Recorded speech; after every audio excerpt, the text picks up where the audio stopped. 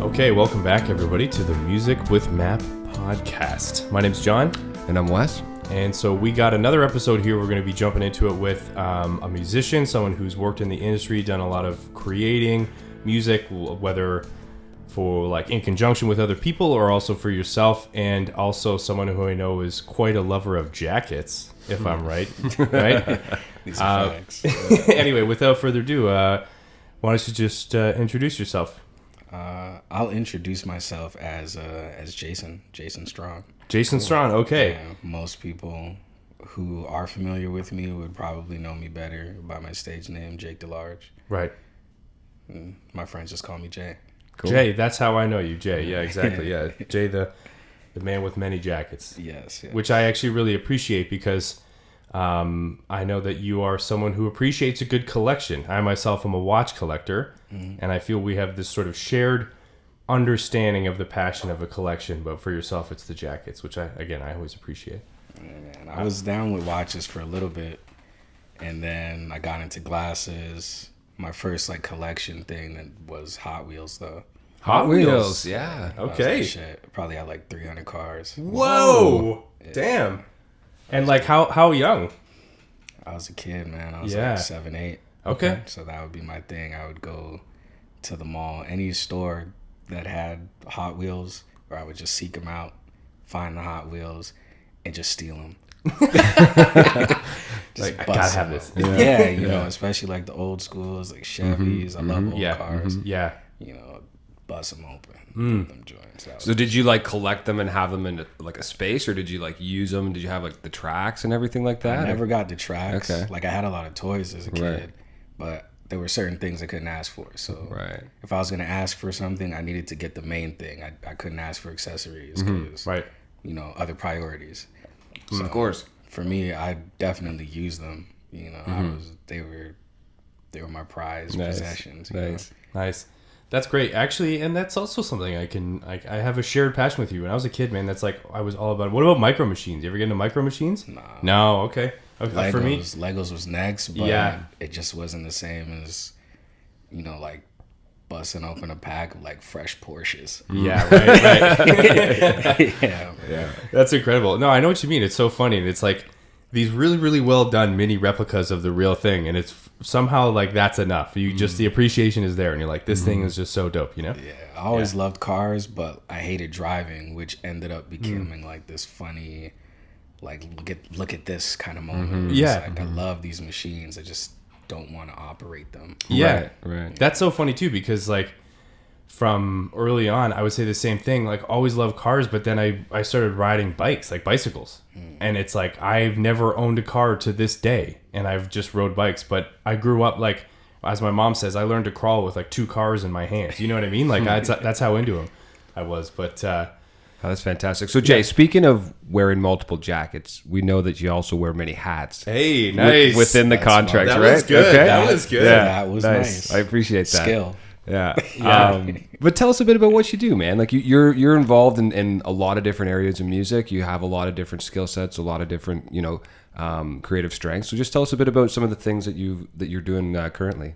Right now, I pretty much mainly exist as a writer. Right. So and like a creative, consultant, director. So I'm someone that an artist would come to flesh out, the real like essence of what the idea is or how they might want to communicate things. Like I think of myself as like a translator. So I just help translate whatever like the real emotion is to where it can be digestible. A translator, I like that. Yeah. I like that term because it's kind of like a producer, but it's almost a bit more involved, right? It's from what it seems, right? Yeah, it can be.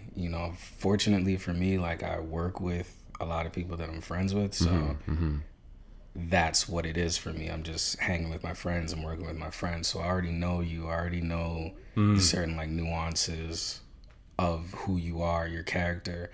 So there might be something that you want to say that you're not sure if you can say, and I might know how you would say it. Right. That's interesting. But I sort of like what Wes just said.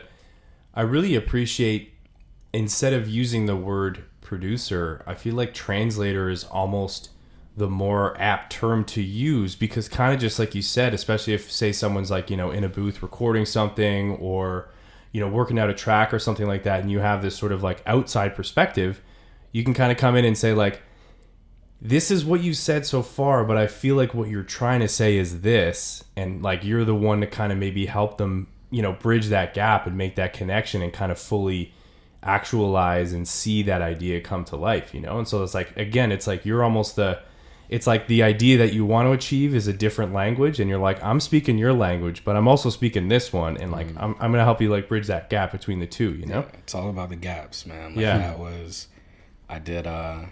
I took like my first shrooms trip. Wow. Recently. Really? And like they say you gotta like set your intentions and all that. So like my intention was to be able to spot the gaps. So it's funny that you even like mentioned that, because that's exactly what I wanted this space for me to be was. Right. Or for me to be is, or whatever. It's like I wanted to be able to spot the gaps and then, know how to fill them or address them. Right. Interesting. Okay. So this is funny how this is a bit of a reoccurring theme then. Okay. Yeah. That's cool, man. And and again, something I know about you too is you do a really good job of kind of like, I would say perspective is the skill that you have. You know what I mean? Like, you're able to kind of sort of see what's up and see what's going on, and sort of, get a sense of that, but also I think more than anything, find a way to kind of understand your role in something like that, in terms of like, bird's eye perspective of the whole thing, but then also how it relates to yourself. So that's maybe also a gap. You found the way to like fill in that gap, It is, yeah, because what you're doing is you're doing something that requires you to be there, and like you and the idea of you, your ego, all these things, and it's like you can easily get lost in that and be like, these are my words, I'm pulling from my life to dress your situation, right? And it's not really about you. You has to become like a one mind kind of thing, right? Where you is you and everyone in the room. That's what you is, and you gotta elevate beyond, yourself in a way to be able to find your role at least, and to do it right. Because you could be there, you could be in the room, you can lend an idea or a suggestion, but if it's not coming from a pure place, if it's coming from you just wanting to be recognized in it, then it won't land. Yeah, and in those settings, it's about the project, right? Like all of those, that creative collaboration comes together for the sake of the project and whatever that turns into, and then it's its own thing at that point, right? Like all your combined creative energy goes into this piece, and then it becomes its own thing that people can listen to and take something completely different, right? Regardless of what you put into it, people observe it in their own ways. But so this is awesome, Jay, because like all of those, skill sets require like a bit of an engineering background, a bit of a production background, a bit of a songwriting background, performing background. So tell us maybe a bit about some of the experiences you had along the way that like helped you to kind of find and settle with where you're at in music right now. I would probably take everything back to, well, not everything, but in terms of being able to flip through different skill sets and use them for one thing. When I was younger, when I was like 11, 12, I was heavy into like street ball. So like and one mixtapes and all that stuff. Right. And I was like really in it. And what we would do, me and my friends, is we would just travel around the city, go to every court we could go to with a camera and just like embarrass people, and just make a spectacle of it, and come back home and upload the footage and start to edit these videos. And that required us to have like an extensive library of music to pull from to put under these as the sound bed. We would have to get into like Sony Vegas and shit and like really start chopping shit up, and we'd be outside for 10 hours, be on the computer for another 10, and then upload it to the message boards and be like, here, this is the thing we did. So that all of those different skill sets kind of took me to the next step. I was always able to refer back to that and pull something from it. That's cool, man. And I feel like I've heard you say basically in terms of an extension of sort of the experience that you have and the things that you've done, in the industry is, after a while you kind of said you and some of the people you're working with, you're like, we're just a one-stop shop production house. Like, we literally do it all. And that's even kind of funny that you should say. It totally makes sense. Like, that's where you started, where you're like, we're the ones doing the filming. We're the ones doing the editing. We're the ones collecting the music or creating the music. And then we're the ones that like post it. And it's ultimately sort of like your own channel. It's like, and that's like, in it. And you're in it. So it's just like, yeah, you're acting too, right? Yeah. So it's just like that. No surprise sort of for what I know you've done, in the industry, it's like no surprise that that's kind of where you started, because that's my understanding is it's like you kind of, basically the hat might change, to go back to your nice segue there. The hat might change, but, fundamentally it's all kind of still stemming from like you and the folks that you kind of work with. So yeah, everything it's always been like with my friends. I got to a point where I was like, I'm not working with anyone I'm not friends with. Right. Right. It's hard for me to do things for the look or to do things just to be able to say I did it. I gotta be all the way in. I gotta be invested in it differently, and I gotta have a real relationship with the people that I'm working with and with the work, or in order to have a relationship with the work. Right. Because then that way it's not as much about the work as it is just kind of being with your people and doing the thing that you want to do and what you love to do. Yeah. Sometimes you do got to be, I heard Leor Cohen say this not too long ago, but sometimes you got to be loyal to the work. Right. And it isn't about the people. It's about the project. It's about the task, the message.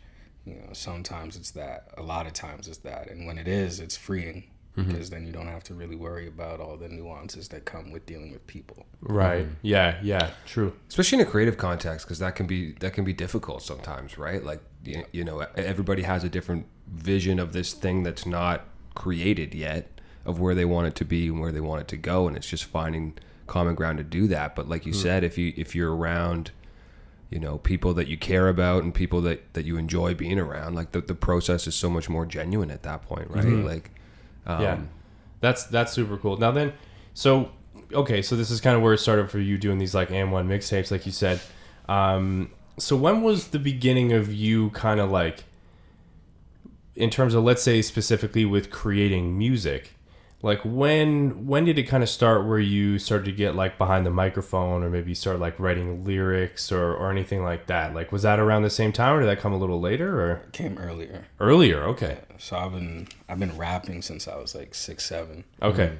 And that was just the thing that I knew how to do better than everyone. Right? Okay. And that was important for me as like a really little kid, because all of my friends were older, so from an education standpoint, like, they know more than me.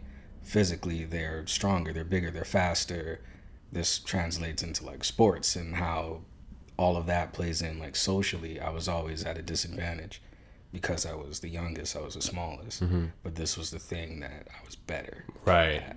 And yeah, I would just do that. I would just rap, freestyle. It was a dead day, we're just hanging out, nothing's going on. Jay spit something, I could spit something. And that's kind of what it was. But I never really wanted to be a rapper. It was just that thing. For me, the music industry wasn't the attractive thing about it wasn't being a rapper. It was getting to like live it. You know what I mean? Like, actually be there. Like, I saw Puffy and Mace blow up a Rolls Royce in the desert. That's incredible. And like walk away in slow motion. I'm like, that happened. They fucking did that. Right. Wow. That's what I want to do. I need to figure out how to be in a space of my life where I could do that. Yeah. It wasn't really about music. Interesting. Yeah. Wow. So that's pretty cool, by the way. But that's also like, even that is amazing. But that's like just ties so much into the video piece too, right? Like, it's just, a lot of times when we think of like a music project, we just think of like an audio file, right? But sometimes there's so much more to that. There's a whole like sort of background piece that's involved in that too, whether it's videos, whether, like you said, it's a lifestyle, or it's like a thing that you're actually a part of, like a performance, right? Yeah. And I know you've done a bit of performing. Like, is that something that you kind of really enjoy doing, or something that you want to like only once in a while, or like what's your sort of relationship with performing live like? I haven't performed live in such a long time. Like for me, the idea of performance has evolved so much that it isn't like this conversation is a performance to a degree. Right. Okay. Yeah. Yeah. So for me, performing was something that also happened really young. Like my sister, she put me in a talent show in like grade 1. So I wasn't in class a lot. Most of my day was in the music room. We had funding so we could have a music room. Cool. At this point, schools are a lot different. So yeah. you really don't get that. But we're in the music room. We're learning how to put together a show. So like the performance was always important to me because it was like the final thing. It's the pinnacle. You make the song, you make the video. All of it has to lead up to like a climax, which is the live show. Right. So that's kind of where performance resides in my mind. It's the pinnacle, it's the climax, the most pure thing.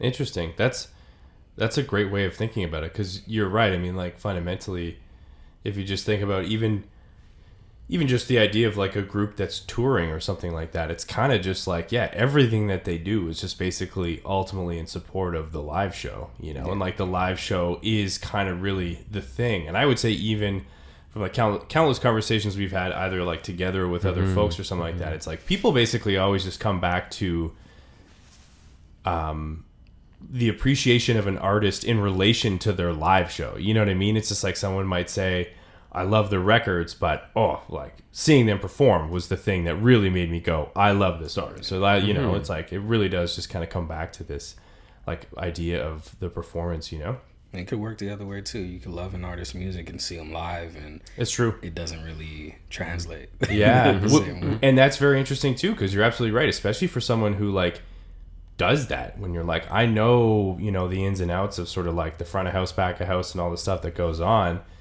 and for someone to not be able to kind of have that dialed in, it is sort of too bad. It makes like, I would say for me, whenever I see that, it's like it's actually probably like the biggest blow to that group. Or the band or whatever, because I'm like, oh, your record sounds great, but when I saw you live, it sounded like 1/10 of how the record sounded, and the fact that you can't replicate that makes you lose points. But then alternatively, when you see a band, when you're like, they sounded exactly like the record, like when I listen, or even better, then you're like, that's just again, it comes back to that performance. That's super cool. So do you find that like at the end of the day, when you think of yourself and kind of the sweet spot for yourself, is it a bit more of like behind the scenes, like kind of back of house stuff in support of a performer or a performance? I never had the most positive relationship with attention. Okay, yeah. So just different things I seen growing up, it was like the person who garnered the most attention was at the most risk. Right. And you just never wanted to be in that kind of situation. Yeah, for sure. Yeah, sure. Growing up in the places that I grew up in. So I always wanted to play the background. And when I was developing my craft and actually working at becoming good enough as a rapper to where I can tell people I'm a rapper, that was just so that I could be in the room. Because the goal was to be a writer. I didn't really want to be Jay-Z. I wanted to be more like the Dream. Right. To where it's like he can go to the grocery store if he wants to. Yeah. But he's rich as shit. But he could also put his nuts on the table and say like, I wrote Single Ladies for Beyonce. I wrote Umbrella for Rihanna. I wrote Baby for Justin Bieber. Like, this is what I do. I'm good. I'm real good. Yeah. But he can raise his kids. He can live a real life. He can have a hobby on the side. Yeah. That I mean, that's a good point. And I feel like even just for what you kind of described, it almost seems like that's you just sort of recognized from a very early age that it was about the freestyles and that connection with those words and the creation of like words and lyrics. To me, it sounds like that's really almost like fundamentally that's who the foot you lead with. Yeah, exactly. Yeah. I'm a writer first before anything. Before I'm a musician. I was born into music. Music was everywhere, but my first love is words. Right. You know, and that was something that I got from my sister as well. She would just give me like random spelling tests. Oh, really? At home. You know, I'll be having a time of my life playing Sega. Here, spell these 10 words. And it's like, bro, like,